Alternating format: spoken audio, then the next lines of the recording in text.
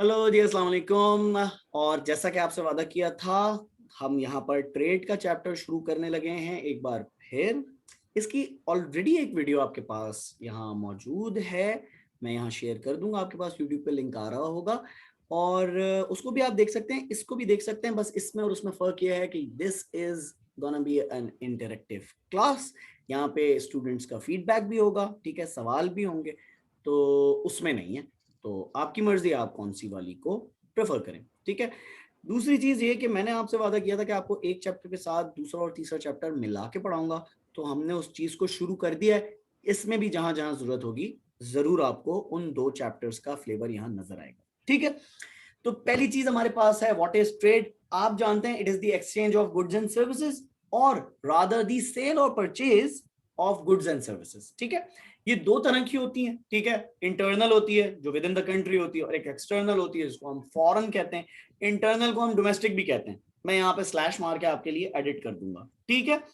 ये बात क्लियर है बेटा? ये दो बातें तो हम पिछले सेशन में कर चुके हैं, क्लियर है ना, डोमेस्टिक और फॉरेन? जी सर। ठीक है, अच्छा जी। दूसरी चीज, अब हम फॉरेन ट्रेड की तरफ जाते क्यों हैं? डोमेस्टिक ट्रेड तो हमें पता है कि अगर मैं दुकान खोल के बैठा हूं तो बहुत सारे लोग आएंगे, मुझसे चीजें चले लेके चले जाएंगे, that would be a domestic trade. But foreign trade में ऐसा क्या है कि हमें वो फॉरेन ट्रेड करनी पड़ती है? जरा यहाँ पे पॉइंटर्स देखो, और पॉइंटर्स देख के मुझे सर, इनफ्लो बताओ ऑफ क्या फॉरेन क्या करेंसी। चीज है यहाँ। जी, इनफ्लो ऑफ फॉरेन करेंसी। जबरदस्त। आपके दूसरे मुल्क की करेंसी आपके पास आती है, जिसकी वजह से आपकी मार्केट की वैल्यू हो जाती है, ठीक है। फॉरेन ट्रेड इसलिए इंपॉर्टेंट है कि आपके पास फॉरेन एक्सचेंज आप अर्न कर सकते हैं, जो कि बहुत इंपॉर्टेंट चीज है खासकर आजकल के दौर में, जिसकी वजह से आप अपनी मुल्क की रेटिंग ऊपर कर सकते हैं, क्योंकि आपकी करेंसी और उनकी करेंसी में थोड़ा सा फर्क होता है, कहीं कहीं ज्यादा फर्क होता है, कहीं कहीं कम फर्क होता है, ठीक है। दूसरी चीज, ये एक इकोनॉमिक एक्टिविटी को बूस्ट देती है, ठीक है। कैसे बूस्ट देती है? क्योंकि आपके मुल्क में जो चीज है, अगर वो बाहर मुल्क में बेची जाएगी तो आपको फायदा होगा। एक फॉरेन ट्रेड का फायदा होगा जिसमें आप फॉरेन एक्सचेंज कमा रहे होंगे, प्लस एम्प्लॉयमेंट आपकी क्रिएट हो रही होगी, ठीक है।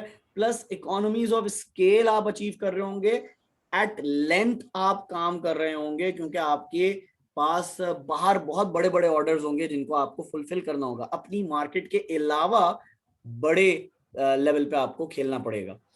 फिर आपको सर स्पेशलाइज गुड्स बनाने पड़ेंगे। यस, जी जी सर बेटा। हमारे बैलेंस ऑफ पेमेंट और बैलेंस ऑफ ट्रेड वो बैलेंस हो जाएंगे। यस, ये बिल्कुल सही बात है, लेकिन बाकी बच्चों के लिए थोड़ा सा आगे का कॉन्सेप्ट है और मैं इसको लेके चलूंगा। पॉइंट बिल्कुल सही है, यस, वैलिड पॉइंट। देखो, जब तुम्हारे मुल्क में फॉरेन एक्सचेंज आएगा, ठीक है, और फॉरेन एक्सचेंज आएगा और ये एक्टिविटीज तुम बाहर के लोगों के लिए बना रहे होगे चीज, तो स्पेशलाइज चीज बना रहे होगे, ठीक है। जैसे कि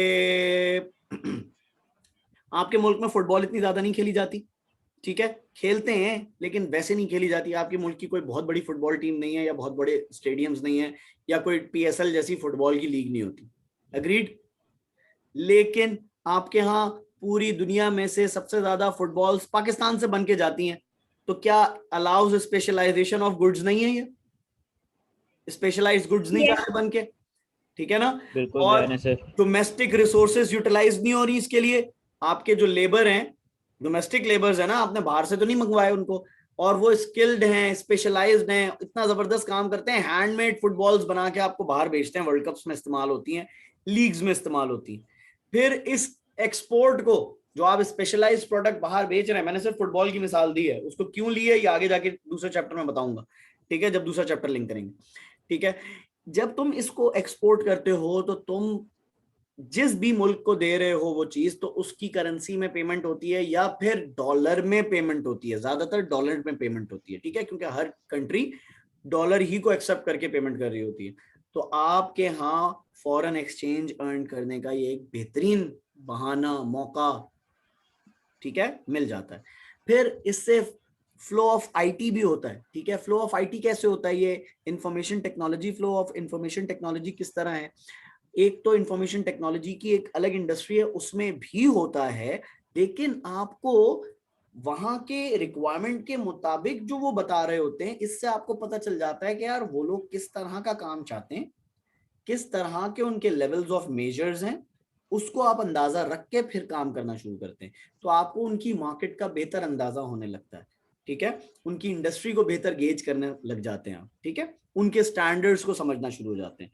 प्लस उनकी रिक्वायरमेंट्स जब आपके पास रिटन में आ जाती हैं तब आपको और बेहतर अंदाजा हो जाता है, ठीक है। प्लस आइडियाज आपके साथ को शेयर करते हैं कि हमें ऐसी नहीं, हमें ऐसी चीज चाहिए, हमें ऐसी नहीं, हमें ये चीज चाहिए, इस टाइम पे नहीं उस टाइम पे चाहिए, ठीक है। तो आप बहुत कुछ सीखते हैं इससे, ठीक है, जिससे आपकी इंडस्ट्री को फायदा होता है। याद रखना हमारा साइमल्टेनियसली चैप्टर चल रहा है इंडस्ट्री वाला, ठीक है। जीडीपी आपकी अर्न होती है, overall income of the country बढ़ जाती है, ठीक है, ये बात हम पहले भी कर चुके हैं, ठीक है। वैल्यू एडेड प्रोडक्ट्स, अब ये हमारे पास जो वैल्यू एडेड प्रोडक्ट्स हैं, ये हमारे पास जो होती है हमारी फॉरेन एक्सचेंज को बढ़ावा देती है, और ये वो चीजें हैं जिसके ऊपर आपकी फॉरेन ट्रेड बेस करती है। इससे होता क्या है, फॉरेन एक्सचेंज अर्न करते हैं और it can be spent on imports of the good. जब आप कुछ बनाकर बेच रहे हैं बाहर, जो कि आप एक्सपोर्ट कर रहे हैं, तब आपके पास इतना पैसा आ जाता है कि आप अपने काम की चीज इंपोर्ट भी कर सकें, ठीक है। अब आगे देखते हैं हमारे पास इससे रिलेटेड चीजें क्या हैं। देखो इंपोर्ट और एक्सपोर्ट की यहाँ बात आई, जल्दी से यहाँ देखो इंपोर्ट और एक्सपोर्ट में कोई चीज ऐसी है जो समझ ना आ रही हो? मैंने आसान से आसान करके तुम्हारे लिए लिखा है।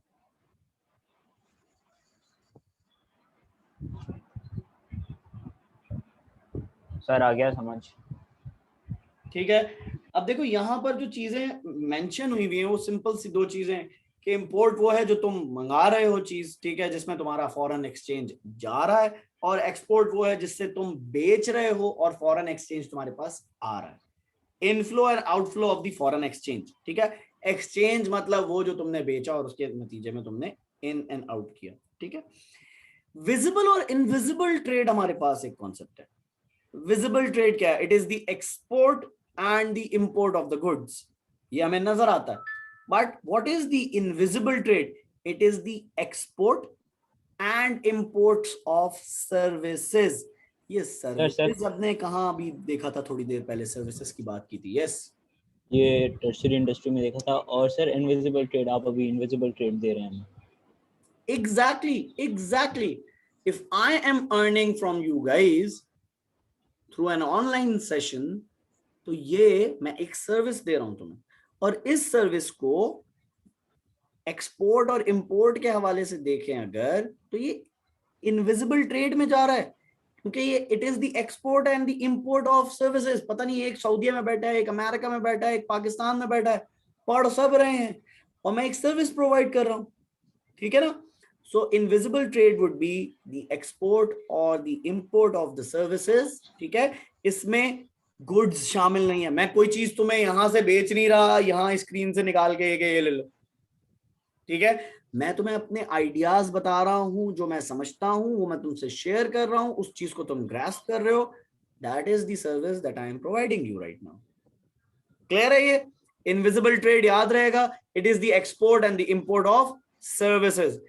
ये टर्शरी इंडस्ट्री में होती है, अभी हम पीछे बात करते हुए आए हैं पिछली वीडियो में, याद है? ठीक है जी बेटा, एक दफा बताएं। देखो विजिबल में क्या चीज है? ये मेरे पास एक मोबाइल फोन है, ये मैंने बाहर से मंगा लिया तो इंपोर्ट हो गया, मैंने इसको बाहर बेच दिया तो ये एक्सपोर्ट हो गया, ठीक है। ये दिख रहा है। कौन सी चीज नहीं दिख रही? जो सर्विसेज होती हैं, that those are the intangible assets, ठीक है ना। वो सर्विसेज जो होती हैं, जैसे कोई टीचर है, कोई आपका बैंक है, ये सर्विसेज जो प्रोवाइड करते हैं ये दिखती नहीं है, ठीक है ना। ये सर्विसेज होती हैं, सर्विसेज ज्यादातर दिखती नहीं है। हॉस्पिटैलिटी है, ये दिखती नहीं है, ठीक है। लेकिन इनका एक्सपोर्ट और इंपोर्ट होना, जैसे आईटी इंडस्ट्री है, इन सारी चीजों का एक्सपोर्ट और इंपोर्ट होना सर्विसेज का, ये इनविजिबल ट्रेड है। देखो ये बात तुम्हें अगली स्लाइड से समझ आ जाएगी।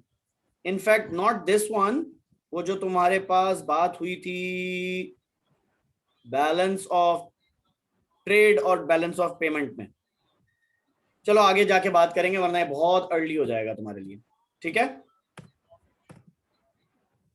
अच्छा जी, अब हमारे पास यहाँ पर एक्सपोर्ट्स हैं कुछ, ठीक है।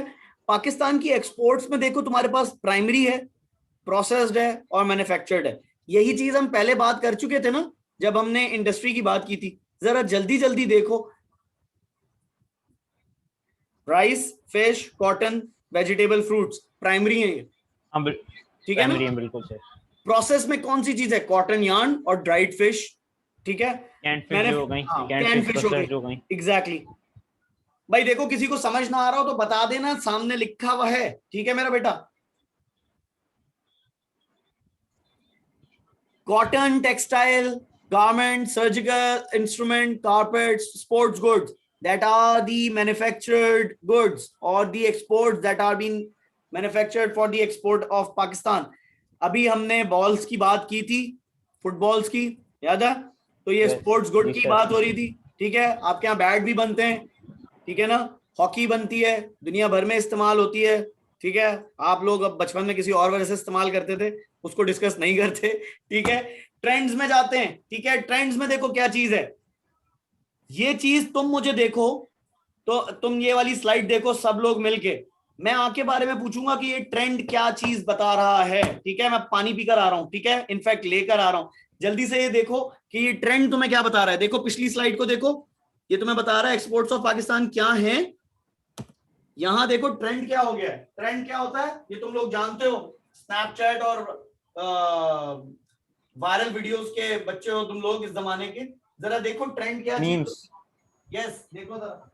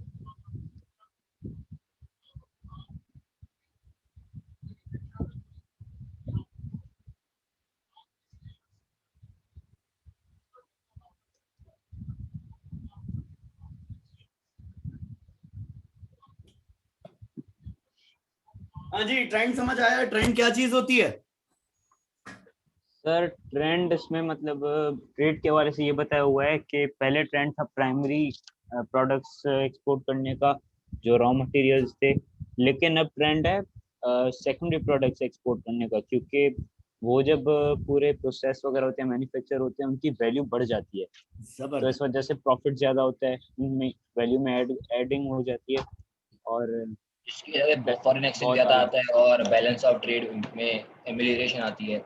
मैं तुम्हें और आसान हमारी जबान में बताता हूँ, हमें आसान जबान में सुनो भाई। देखो तुम्हारे आलू टमाटर और ये कॉटन की चीजें अगर बिकेंगी, फर्ज करो सिर्फ डिफरेंशिएशन क्रिएट करने के लिए, कि अगर वो $10, $20, $30 वाली मार्केट है, तो जो दूसरी तुम इंडस्ट्रियलाइज्ड चीज के पीछे जा रहे हो, सेकेंडरी या मैन्युफैक्चर्ड उसके पीछे जा रहे हो, तो वो तुम्हारी 100-200 वाली मार्केट होगी, तो उसमें बहुत मार्जिन होगा अर्न करने का।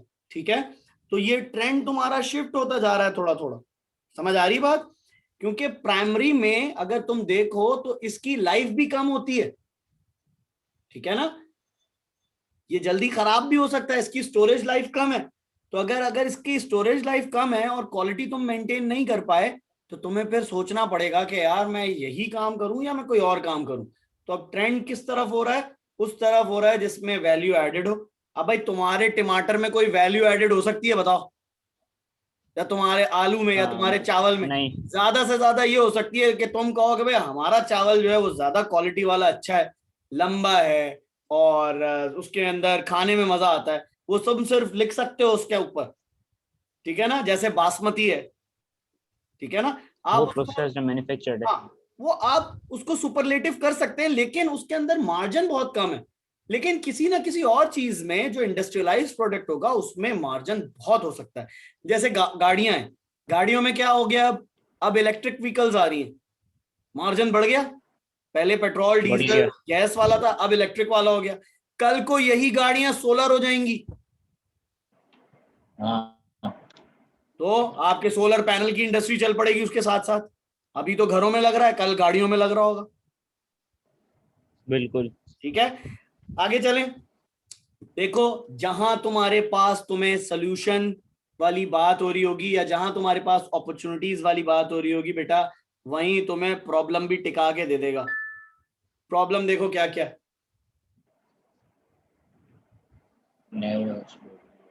हाँ, हमारी क्योंकि पाकिस्तान एग्रेरियन इकोनॉमी है, एग्रो बेस्ड है, इसकी वजह से ज्यादा वैरायटी नहीं है जो प्रोडक्ट्स हम मैन्युफैक्चर करते एग्जैक्टली, हैं। तभी ये नैरो एक्सपोर्ट बेस है। तुम्हारी बेस जो है ना, वो बहुत लंबी चौड़ी नहीं है, इतनी सी है। क्योंकि एक तुम्हारा कॉटन हो गया, एक तुम्हारा राइस हो गया, एक तुम्हारा एक वीट हो गया, शुगर हो या गया, कोई और चीज हो गई, एक शुगर, ठीक है ना। शुगर। इस तरह की चीजें, कोई बहुत लंबी चौड़ी लिस्ट नहीं है, गिनती की चीज है। क्योंकि एग्रीकल्चरल बेस्ड इकोनॉमी है ना, प्रोडक्ट्स ही तुम्हारे एग्रो बेस्ड हैं, ठीक है। उनकी देखो लो वैल्यू प्रोडक्ट्स लिखा हुआ है, अभी मैंने तुम्हें $10-20 की मिसाल दी थी। जी सर। कंपैरिजन में इंडस्ट्रियलाइज्ड प्रोडक्ट जो था वो 100-200 की मिसाल दी थी। एक्चुअल में ऐसा नहीं है, होगा डिफरेंस, लेकिन ऐसा नहीं है। लेकिन सिर्फ समझने की हद तक कि कितना डिफरेंस हो सकता है, ठीक है। आगे चलें। हमारे पास इंपोर्ट्स क्या है? हम एक्सपोर्ट तो ये करते हैं, इसका मतलब हम बेचते ये हैं। मंगाते क्या हो भाई? देखो, जल्दी से देखो, मंगाते क्या हो? हम लोग मंगवाते हैं सर मशीनरी। हाँ, सबसे ज्यादा मशीनरी मंगवाते हैं हम ज्यादातर।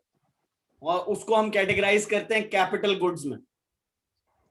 ठीक है सर। फिर रॉ मटेरियल में हाँ, ज्यादातर फ्यूल के तौर पे जो होता है आयरन और मैंगनीज, कोल, क्रूड ऑयल वगैरह, वो सब मंगवाते हैं। और कंज्यूमर गुड्स में वही इलेक्ट्रिकल अप्लायंसेस, मशीनरी, और शुगर बीट, फर्टिलाइजर्स। अब ये सारी चीजें हम बाहर से मंगवा रहे हैं, अब ये क्या इंडस्ट्रियलाइज्ड प्रोडक्ट्स हैं कि नहीं? है सर। अब इसका मतलब हमें ज्यादा पे करना होता होगा। जी सर।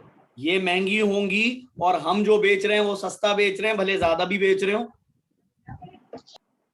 जी सर। इसका मतलब हमारी इंपोर्ट ज्यादा है। भाई सामने देख लेना, हमारी इंपोर्ट ज्यादा है, और अभी बता रहा हूं। एक्सपोर्ट और एक्सपोर्ट्स हमारी कम है। जिसकी वजह से बैलेंस पे और पेमेंट और ट्रेड में इक्वालिटी नहीं आती और हम लोन्स वगैरह लेते हैं। एग्जैक्टली यही तुम्हारे पूरे चैप्टर का निचोड़ है। नींबू निचोड़ा है कभी? जी सर। मेरे निहारी लविंग बच्चों, नींबू निचोड़ा है कभी निहारी पे? वो जो निचोड़ है ना सारा इस चैप्टर का, वो यही है कि तुम्हें वो ट्रेड के साथ साथ ये बताना चाह रहा है कि ये नेगेटिव या पॉजिटिव कब होता है। देखो आगे आगे जाके ट्रेंड वही है, ठीक है ना, कंज्यूमर गुड्स। तो अब ये इंपोर्ट का ट्रेंड बता रहे हैं। कंज्यूमर गुड्स पे पहले तुम्हारे पास कंज्यूमर गुड्स थे जिसमें तुम इलेक्ट्रिकल अप्लायंसेस मंगवा रहे थे। अब तुम क्या कर रहे हो, कैपिटल गुड्स मंगवा रहे हो। क्यों? Due to industrialisation. क्यों? देखो मैं पीछे जा रहा हूं दोबारा। यहां तुमने ट्रेंड में क्या कहा था कि एक्सपोर्ट में हम क्या करना चाह रहे हैं, अब हम इंडस्ट्रियलाइजेशन को बूस्ट देना चाह रहे हैं क्योंकि हमारे पास हम वैल्यू एडेड चीजों की तरफ जा रहे हैं। तो वैल्यू एडेड चीजें तुम बनाओगे किससे भाई? कैपिटल गुड से बनाओगे ना। कैपिटल गुड में क्या चीज है? Machinery for different industry. तुम वो मंगवाओगे ड्यू टू इंडस्ट्रियलाइजेशन मंगवा रहे हो ना, ये तुम्हें ट्रेंड बता रहा है। इसका मतलब देखो वहीं से एक पॉइंट तुम उठा के यहां ले आए अपने फेवर में। समझ आ रही बात? A beneficial trend to restrict imports and save foreign exchange। एक वक्त ऐसा आएगा कि अभी तो तुम्हारा पैसा इसमें खर्च होगा, देखो तुम अभी इंपोर्ट कर रहे हो, लेकिन जब तुम ये मंगवा के इसको बना के बेचना शुरू करोगे तो फिर तो जो चीज तुम इसके थ्रू मंगवा रहे थे ना, जो तुम जिसके लिए तुमने मंगवाई थी, फिर तुम वो मंगवाओगे नहीं, तुम खुद एक्सपोर्ट कर रहे होगे। समझ आ रही बात? इससे जो चीज बन रही होगी उससे तुम फॉरेन एक्सचेंज कवर करोगे फिर, ठीक है। तो एक वक्त के लिए तो तुम्हारा ये ट्रेंड जो है तुम्हारे पास इंपोर्ट में तुम्हारे पास नेगेटिव में जाएगा, लेकिन एक वक्त ऐसा आएगा कि तुम इससे जब कमा के बेच रहे होगे तो फिर तुम खुद ही कमा रहे होगे फॉरेन एक्सचेंज, ठीक है। तुम भी एक्सपोर्ट कर रहे होगे, ठीक है, इसकी कीमत अदा हो जाएगी पूरी। यहाँ पे कुछ प्रॉब्लम्स लिखी हैं, ठीक है। Drastic increase in imports, this is because of high ever increasing population. Population बढ़ रही है भाई, ये वाला पॉइंट पॉपुलेशन में ले जा सकते हैं आप, ठीक है। पॉपुलेशन बढ़ने से क्या हो सकता है, ठीक है।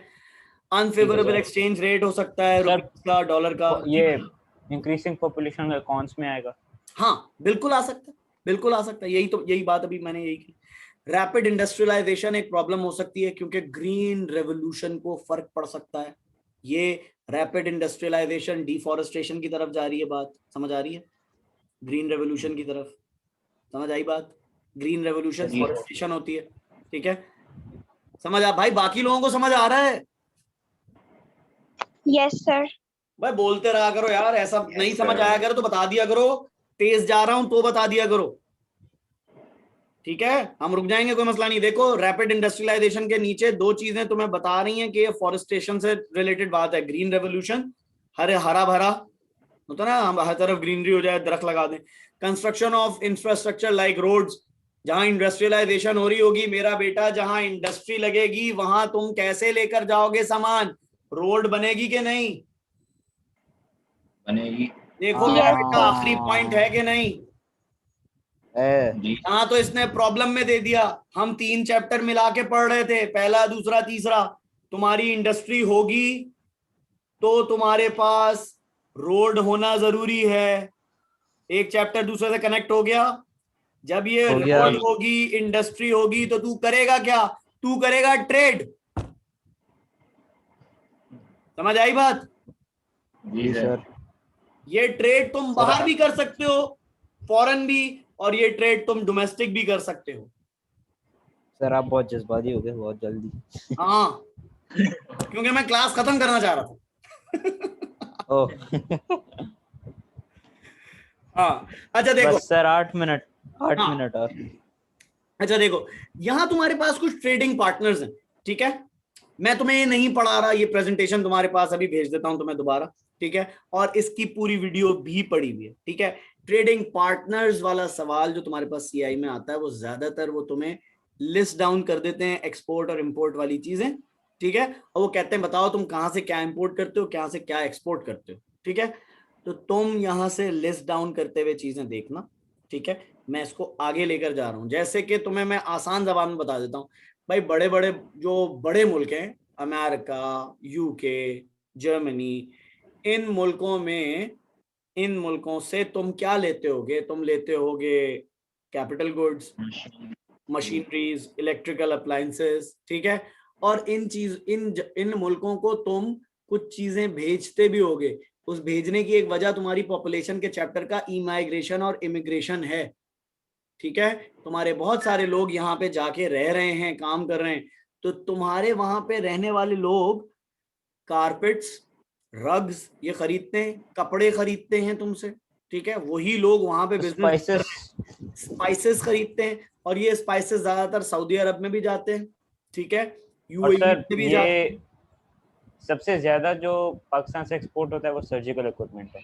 एग्जैक्टली ठीक है। अब इसके लिए मैं तुम्हें एक लिंक शेयर करूंगा इंशाल्लाह आज या कल, जिसमें तुम्हें ये देखोगे कि कौन सी चीज कितने वैल्यू में शेयर होती है। हालांकि that will be an added advantage for you guys if you can go and visit that website, लेकिन उससे तुम्हें ये क्लैरिटी हो जाएगी कि एक्सपोर्ट में कितना एक्सपोर्ट होता है और इंपोर्ट में कितना इंपोर्ट होता है, उसका इम्पैक्ट क्या है, ठीक है। आगे चलते हैं यहाँ से। अब देखो यहाँ पे तुम्हारे पास ट्रेड रूट्स की बात हो रही है, ये ट्रेड रूट्स लैंड वाले हैं। देखो तुम्हारे पास ये पासेस नहीं बता रहा टोपोग्राफी वाले, जल्दी से देखो, और फिर तुम्हें रिलेशंस भी बता रहा है, हिस्ट्री वाले रिलेशंस। देखो पहला तो तुम्हें वैसे ही समझ आ जाएगा। हाँ सर। India, east India. ठीक है ना, और ईस्ट इंडिया कंपनी से भी याद आ गया होगा हिस्ट्री। हाँ जी सर। उसके बाद नॉर्थ वेस्ट में अफगानिस्तान, बोलान और खैबर पास। नॉर्थ चाइना में वो हो गया पंजाब, काराकोरम पंजाब, पंजाब और और ये अफगान हाईवे। और RCD साउथ हाईवे हो वेस्ट में गया। Iran RCD highway. हाँ ये तुर्की देखो, और ये ईरान के साथ आरसीडी आरसीडी वाला सवाल भी आया था एक, what is regional RCD. Regional corporation development. जबरदस्त। ये हाईवे नॉट मेंटेन्ड वेल क्यों है, इसकी एक वजह है, क्योंकि आपके और ईरान के रिलेशनशिप बीच में अच्छे नहीं रहे, तो दोनों ने तवज्जो ही नहीं दी। पड़ा है खराब तो पड़े रहने दो। ताल्लुकात अच्छे होते हैं तो ट्रेड देखते हैं ना, ताल्लुकात अच्छे नहीं होते तो नहीं देखते। ये अब बन रहा है दोबारा, ठीक है। और एक खबर बन रहा है? इसके, हाँ इसको दोबारा मेंटेन कर रहे हैं, और इसके हवाले से एक खबर और बता देता हूँ। पाकिस्तान, ईरान और तुर्की से पूरी एक रेल नेटवर्क शुरू हो गया। आप यहाँ कराची से या इस्लामाबाद से बैठे रेल में, और वो रेल आपको आखिरी स्टॉप जो है वो इस्तांबुल उतारेगी। हाँ ये सुना था। ठीक है, हाँ और वो बेसिकली इनके रिलेशंस आपस में इंप्रूव हुए हैं इस वजह से, ठीक है। तो ये जो जब 10-20 से साल इमरान खान बाद, है तब से। हाँ कह सकते हैं 10-20 साल बाद जब दोबारा ये कोई कोर्स आगे पीछे होगा तो हम ये वाली बात भी पढ़ा रहे होंगे, ठीक है। तो मैं 10-20 साल बाद अपनी इस वाली वीडियो का हिंट दूंगा, जाके देखो बेटा उस वाली वीडियो में बात की थी, ठीक है ना। वो कहेंगे सर जादूगर थे। अच्छा जल्दी से करते हैं, 5 मिनट रह गए। प्रॉब्लम्स ऑफ लैंड रूट्स, भाई जल्दी से देखो, देखो दोनों चैप्टर साथ मिला रहा हूं, ठीक है। सर वही हो गया टूटी फूटी रोड आरसीडी वाला सीन। मेटल्ड होगी, हाई कहीं ऊंचे पासेस होंगे, कहीं कम होंगे रास्ते, कहीं मेटल्ड रोड होंगी, कहीं अनमेटल्ड होंगी। अच्छा मेटल्ड जो है ये मेटल्ड का मतलब फुली कारपेटेड रोड, और अनमेटल्ड मतलब ये जो गांव देहातों में कच्चा रोड जो होता है, ठीक है। एक्सपेंसिव होगा इसको बनाना, ठीक है, लैंड रूट्स को टैक्सेस वगैरह की कलेक्शन के हवाले से। सर हाँ बोलो। हाँ सही, एक्सपेंसिव बनाने में भी होगा और फिर उस पर ट्रैवल करने के लिए भी। अब देखो जितनी बातें यहाँ लिखी है ना, ये घूम फिर के कहीं ना कहीं आएंगी आगे। जल्दी से देखो, longer to Europe then sea, road से अगर जाएंगे तो बहुत लंबा रास्ता पड़ेगा भाई, ठीक है, इनसिक्योर। समंदर से इनसिक्योर हो सकता है, रास्ते में लूट पूट सकते हैं। अर्तुगल तो देखा होगा आपने, कितनी लूट पूट मची थी अर्तुगल में, हालांकि वो घोड़ों पे होते थे, ठीक है। और आपने हाईवेज पे भी देखा है कि कार्रवाइयां हो जाती हैं, ठीक है। स्लोअर देन एयर, ठीक है। नैरो रोड्स होती हैं, ज्यादा सामान नहीं जा सकता एक वक्त में, ठीक है। लैंडस्लाइड्स हो सकती हैं जिसकी वजह से रोड की ब्लॉकेज हो सकती है। फ्लड्स और स्नो आ लैंडस्लाइड्स, गया। एवलांचेस। हाँ मैं तुम लोगों को एक चीज, अभी तुम्हारी क्लास में से होने से पहले मैंने देखा, एवलांचेस आते हैं ना, एक मैंने देखी चीज, फिनोमेना देखा, मैं भी तुम लोगों को बता रहा हूँ ताकि अगर कोई देख रहा हो ये वीडियो यूट्यूब पे भी। मैंने क्लाउड एवलांचेस देखे। क्या देखे मैंने? Cloud avalanches. हाँ वो नेपाल में किसी बंदे ने वीडियो शेयर की हुई थी, मैं तुम लोगों को शायद मैंने सेव की हो, मैंने ट्विटर पे शेयर की थी अभी। तो वो बेसिकली था ये कि क्लाउड इतना पहाड़ इतनी ऊंचाई पे थे, ठीक है, पहाड़ इतनी ऊंचाई पे थे कि वो क्लाउड उससे टकराया, और जब क्लाउड टकराया तो बिल्कुल एवलांच वाला मामला लग रहा था, ठीक है। मैं जरा अपनी प्रोफाइल डाल लूं, और ऐसी कोई आला चीज थी वो, तो मैंने उसको पिन कर लिया था अपने पास। मैं तुम्हें दिखाता हूँ, शायद मेरे पास हो। Yes I have got the video, लेकिन उसकी आवाज पता नहीं तुम लोगों को नजर आता है कि नहीं आता। देखो अभी देखते जाओ, नजर आ रहा है? दिख रहा है? जी सर। ये स्नो नहीं है मेरा बेटा, ये क्लाउड है।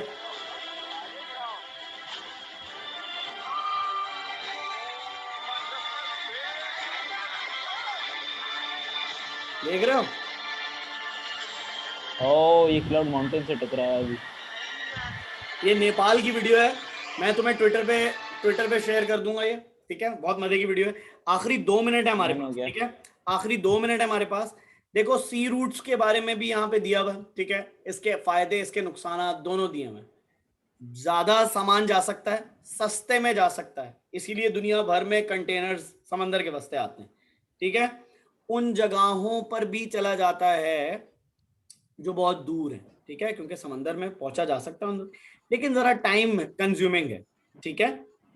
और बहुत सारे ऐसे मुल्क हैं जहां समंदर ही नहीं है, तो वहां नहीं पहुंच सकता, ठीक है? फायदे और नुकसान दो बताते जा रहा हूं साथ साथ, ठीक है? एयर ट्रांसपोर्ट में क्या है, जल्दी पहुंच जाता है, टाइम बचाता है, सूटेबल फॉर पर बहुत महंगा है। Light items. हाँ, लेकिन अगर फॉग और स्नो होगी तो डेंजरस है और एक्सपेंसिव भी है, ठीक है? Plus unsuitable for perishable items, heavy loads और चीप गुड्स के लिए। तो सस्ते आइटम्स लेकर जाने का क्या फायदा इतनी महंगी सवारी से? समझ आ रही बात? प्लस अब एयर और नॉइज पोल्यूशन लिखी हुई, अब यार ये कौन, छोड़ो ना यार, अब इतनी सारी चीजें कर लोगे तो ये एयर और नॉइज पोल्यूशन तो कोई बात नहीं हुई ना यार। या मतलब फायदा ले रहे हो तो ये सारी चीजें तो बर्दाश्त करनी पड़ेंगी, ठीक है? आगे चलें, ये तुम्हारी काम की चीज है। मैं आखिरी 1 मिनट में एक चीज समझाना चाहता हूं। तुमने अभी बैलेंस ऑफ ट्रेड और पेमेंट की बात की थी, वही देख लेते हैं। Difference between value of export and the value of imports, जो मैंने ऐसे और ऐसे करके बताया था, ठीक है?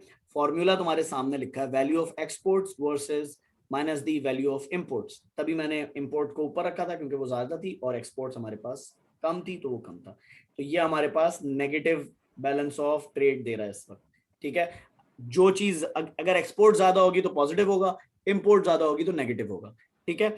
इस चीज में एक चीज ऐड कर लो, बैलेंस ऑफ पेमेंट क्या चीज होती है? बैलेंस ऑफ पेमेंट में सिर्फ एक चीज ऐड हो जाती है, वैल्यू ऑफ